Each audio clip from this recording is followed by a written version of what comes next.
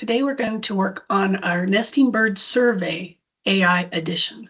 You can see that I've already started typing into ChatGPT and I just said we're doing a Nesting Bird Survey AI edition. I will ask you questions and we'll build out the Survey123 project together. And the reason I did that is as I started putting things into ChatGPT, it assumes that I need it to do everything. So if I said Nesting Bird Survey AI edition and I put that in all by itself, ChatGPT would start trying to figure out what I wanted before me. So I just figured I'm going to tell it, I want to ask you questions and we're going to build out a survey together. As we're going through this, this is the document that you're going to look at, and you can copy and paste this into your ChatGPT or whatever AI you like to use. I pay for Chat, so he works better for me, and he hasn't failed me. So I just wanted to share that with you. So I'm going to say, push that through. And we're going to go through these prompts for AI one at a time. And it's giving me some information. Yeah. How this will work. You ask questions, it's going to respond.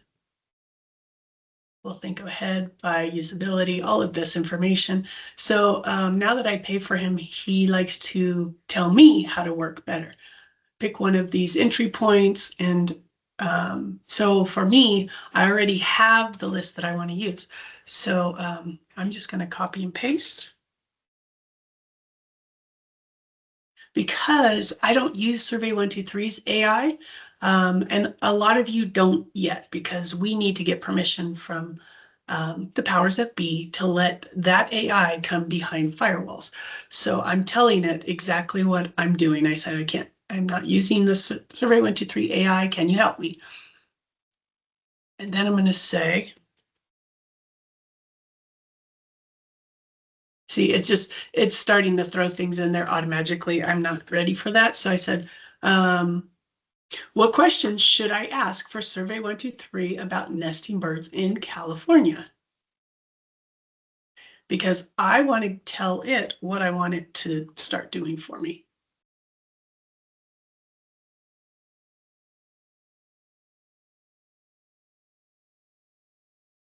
So it's given me all this information, context, why the survey exists, efforts and metadata, perfect, location and habitat, species observation. It's also showing us buffer compliance, and that's because it knows me, and we've already worked on a version of this for buffers. So now we could add that to that. It's funny, AI can explain the buffer logic, but it cannot decide on it, and that's fine. Photos, evidence, follow-up monitoring, beautiful. And sign off, and then where it actually fits. And so it's giving us some information. Do we want to go deeper? We're just going to keep going with more of our questions. Are there any species we should be aware of? Because as we go into construction, actually this construction is our next one. So it's going to give us some information. Protection comes from these two services. That's beautiful. Extra scrutiny, fully protected species, and all of that. This is great. This is exactly what we want. And ground nesting birds. Colonial nesters, the agencies for my project. This is beautiful. This is how we cite our sources. How this should appear in Survey123, and then it's going to give us all this information. Where AI fits in, and all this information. So we're just going to keep going. It's kind of fun to look at those, but you could just enter these questions one at a time. You want to do them one at a time because you don't want it going out and having hallucinations that it doesn't need.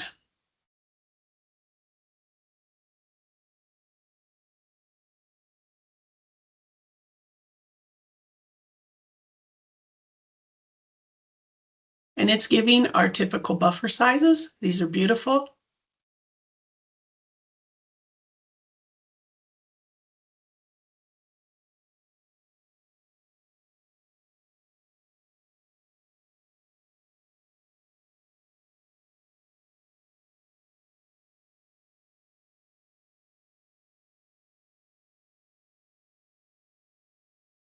giving us some really good information. All right. The next one.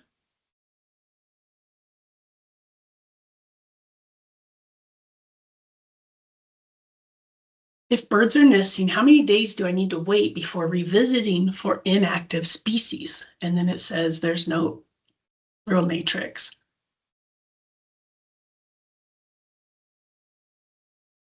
And then it does give us an example. They're giving us all these examples. These are perfect because now that we're gathering all this information, we can have the AI create a survey for us.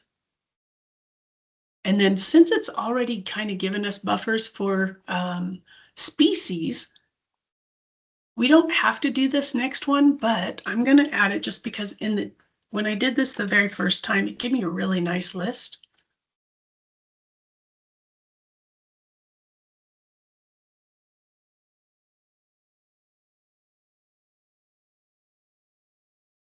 Okay, songbirds, and it's giving us some information. It's the same information probably.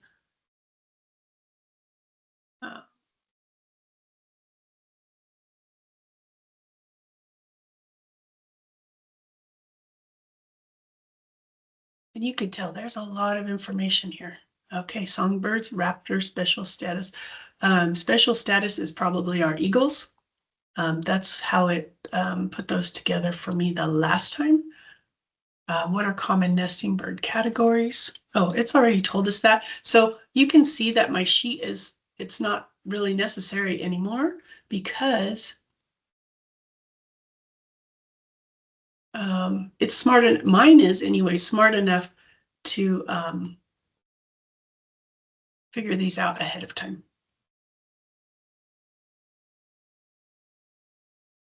And then the very last one.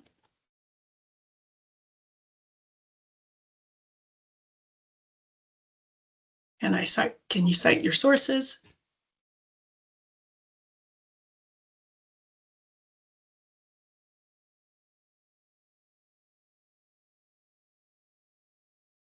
Okay, Fish and Wildlife, that's beautiful. California Department of Fish and Wildlife, that makes sense.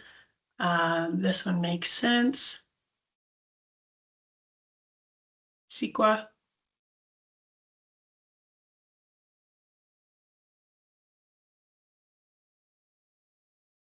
Those look good.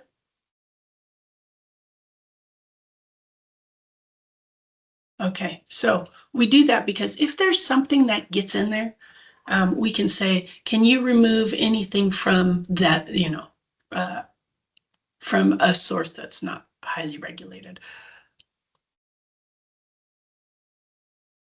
It started asking me questions the last time, but you'll notice that it kind of did that up above in the very first part. So again, this changes as everything keeps going. So I'm going to ask ChatGPT to build me a survey.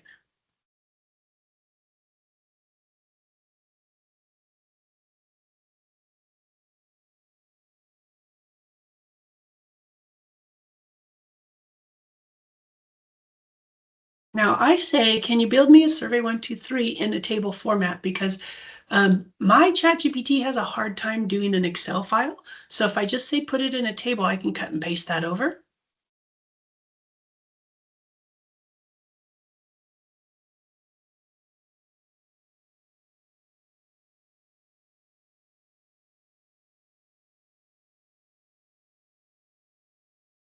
And I know it doesn't matter what my spelling is to ChatGPT, but to you it does.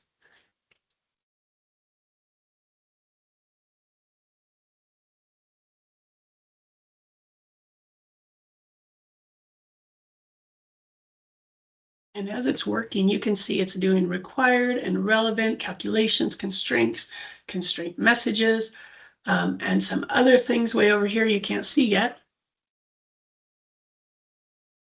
So we're just going to let that percolate, and we're going to open up our Survey123. 120. And then we are just going to do a blank file, advanced templates, beautiful, and create a survey.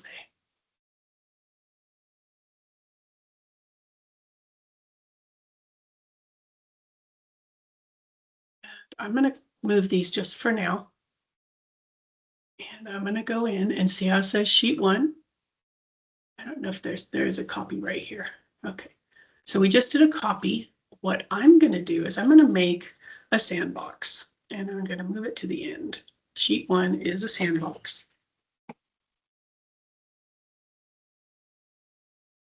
And I'm just going to right mouse click and use one of these, see which one works. And what I'm going to do is I like to do this. I like to highlight different colors. Text that contains the word begin. And we like to do that in green because beginning is kind of like going.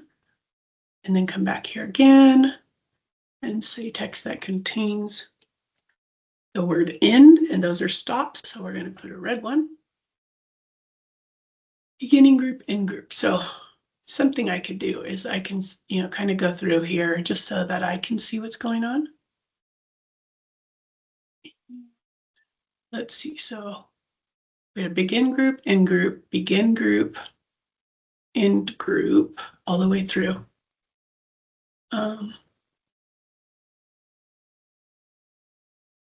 And end here, it's not an end group. So that's just the end of the day or end time. That's what that is. And then we have this one. This one.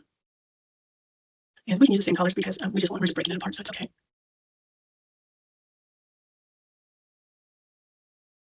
Now there's no repeats in here, so that's just something to know. They're all just groups, so there's no related tables whatsoever. And now I'm going to take my sandbox. I'm going to make a copy of it just because, so I can keep it with this one, but also you can see what I'm doing. I'm going to make a copy and create a new book and say, okay. So now I have two. I have this is the new book, and then this is our Survey123. So I'm going to go back to choices. I'm sorry, not choices. Survey.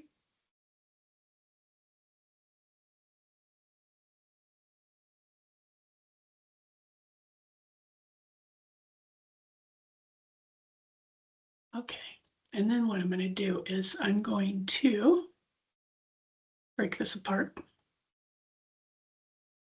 Let's squish these together so we can see everything. And then we want to take this type, name, and label right underneath the header, bring it all the way down. Do a Control-C, come over here, and do a right mouse click, and then this values is the second one. The reason for that is there's a lot going on the Survey123, and we need to make sure that we don't overwrite any of the code that's back there. And then we're going to go all the way back up here. And so we have required. Let's see where required is. There's required right there. And we're just going to grab required all the way down. Control-C. Make sure you're in layer 2 or this row 2. Right mouse click. 1, 2, 3, because there's probably code over here. There is. Required is a yes. A little yes. And so ChatGPT did a nice job there for us. And then relevant, let's see here.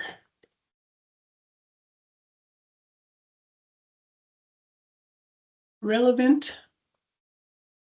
And I just always start at the very, very top because we don't want to miss any code. Control-C. Go back, make sure you're on 2. And right mouse click. Values. Calculation. That's back here. There it is. Calculate. It's on K. So we're going to grab all this all the way down. Copy. Make sure you're on row 2. Paste. And constraint and constraint message are probably right there together. Yeah, constraint and constraint message. Appearance is not, so just grab both of these. They're right next to each other. Copy. You're on row 2 and paste. And appearance copy appearance, and you're on 2, row 2, and paste. All right, so that's why you need the sandbox, because it's just so much cleaner that way. So we've gotten everything done in our sandbox.